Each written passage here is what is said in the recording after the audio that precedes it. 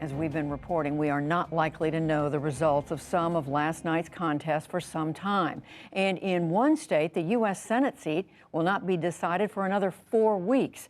Amna Nawaz is back with more on those races. That's right, Judy. In Arizona, races for governor and Senate are neck and neck with about 2/3 of the vote tallied. For a look at the latest from on the ground, we turn now to our very own Stephanie Sy, who's been tracking those results. Stephanie, good to see you. Thanks for being back with us. Those are some key races we do not yet have calls in. What are the latest tallies telling you?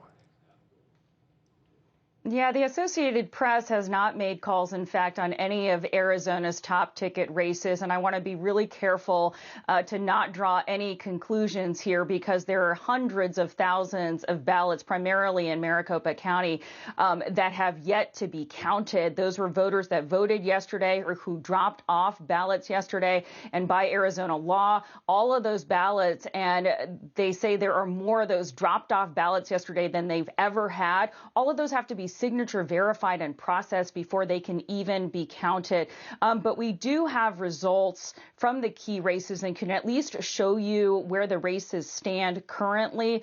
Starting with the Senate race that you referred to, Democratic incumbent Mark Kelly is currently leading his opponent, Blake Masters, in that race by nearly 5%. There's 83,000 votes separating those two. The governor's race, which Lisa talked about earlier, that's between Democrat Katie Hobbs and Trump-endorsed Kari Lake, is an absolute toss-up right now. Hobbs has a razor-thin lead. In fact, it's at 0.2% right now. Anything less than 0.5%, Amna, would trigger an automatic recount here in Arizona. I also want to take a look at the current results for the race for Secretary of State, which we've been following closely. It involves the Democrat Adrian Fontes, the former Maricopa County recorder in 2020, and he is facing off against State Representative Mark Finchem, who we've mentioned a lot on this program because he was at the January 6th rally. He's a 4-term state representative who has led the efforts, at least in Arizona, to throw out the results of the 2020 election. He actually introduced a bill in the state Congress to that effect, to throw out the votes of Maricopa County voters in 2020. Finchem is currently trailing Fontes by more than 4%. So again, Amaz, there's still a lot of votes that were cast and have not been counted. It is too early, certainly, for anyone to be celebrating. But I will say this is closer than a lot of consultants I spoke to would have expected. There are more registered Republicans in Arizona. It is a Republican-leading state. And as one GOP consultant I spoke to described, Republicans have turned what is the best election cycle in years and made it competitive. His take is that Arizona ultimately is not a Trump state. Trump certainly has a lot of enthusiastic supporters here, but Biden did win Arizona in 2020 by 10,500 votes. And this consultant believes that some Republicans and independents in particular may be turned off by the proximity of some of the top GOP candidates to Trump. Stephanie, I need to ask you as well. Yesterday on Election Day, you reported early on some equipment issues in some polling locations. Any fallout from any of that today? Yeah, quite a bit of optical fallout, I would say. We've also learned that 17,000 ballots were affected by this issue. But the Maricopa County election officials say that no one had a vote rejected. They've apologized. It was a printing problem, and they say every vote will be counted. There were delays, in fact, in both Democratic and Republican-dominated precincts. But one of those voting centers in particular in Anthem, Arizona, which is a very conservative district, got a lot of attention for what were reportedly hours-long delays, got a lot of attention on social media among far-right influencers. And that does create a problem for Maricopa County. The issue has really moved to the forefront of the conversation here, especially with people who were already spreading disinformation about 2020, and that includes the GOP gubernatorial candidate Kari Lake. So I want to play some sound from her from last night, and that's followed by sound from her opponent, the Secretary of State, Katie Hobbs. Let's listen.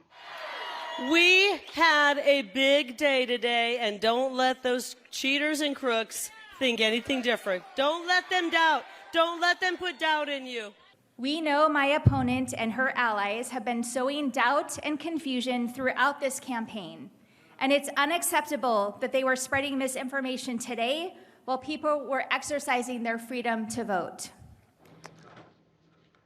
So we see there's some... So, Amna, you can see the contrast between the two candidates there. And some key races in the key state of Arizona as yet to be called. Stephanie Sy reporting for us tonight. Stephanie, good to see you. Thank you. You too.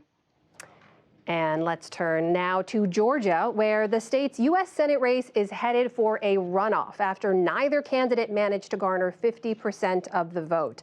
Georgia Public Broadcasting Stephen Fowler has been monitoring the Senate results in that state. He joins us now. Stephen, good to have you back with us. Thank you for joining us. We should note Republicans did really well in Georgia in a number of other races. How did this race end up going to a runoff? Well, you're right. Republicans did do really, really well in Georgia, better than expected in some cases. You had Governor Brian Kemp decisively win re-election against his opponent, Democrat Stacey Abrams. But whereas Kemp got about 53% of the vote, nearly 1 in 10 of the voters that supported him opted not to vote for Herschel Walker, the Republican Senate candidate. And so you had Walker's weakness and a little bit of Democratic overperformance by Raphael Warnock have this neck-and-neck race where nobody cleared the 50% needed to avoid a runoff according to Georgia's runoff law. So there was a Libertarian candidate, we should mention as well, garnered about 2% of the vote in that race. Do we have a sense of where those voters will break, or will they just stay home in a runoff? Well, it's actually hard to tell because Georgia's new election law signed last year changes the runoff period from 9 weeks to 4 weeks, which is why we have voting in December 6th. Now, some of those Libertarian voters are people that do support the Libertarian candidate and policies, but polling before this election showed that many of those were launched as a protest vote of Republicans who would not vote for Herschel Walker, but also couldn't see themselves voting for Raphael Warnock. Now, it depends on some of the other races that we have outstanding. If Georgia is, in fact, the state that once again decides control of the Senate, you could see more people sitting this race out, or fewer people sitting this race out, because it's such a crucial race.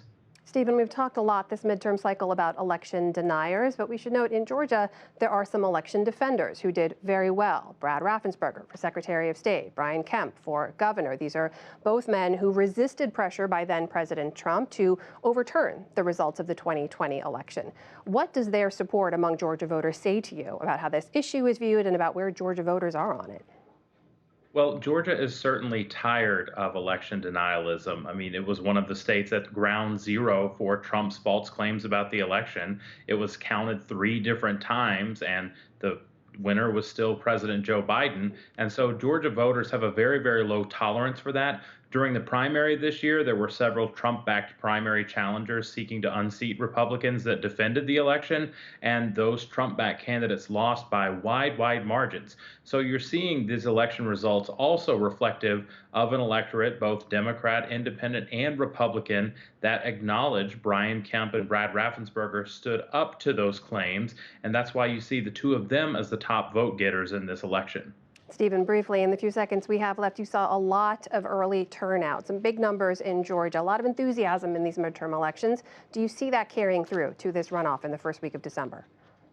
Well, with the amount of money that's been spent in this race and with the amount of attention that all eyes will be on here in Georgia, you can guarantee that people will definitely be voting in this race. And you can guarantee the rest of the country will be watching very closely. Stephen Fowler from Georgia Public Broadcasting joining us tonight. Thank you. Thank you. Thank you, Amna, and to our guests. And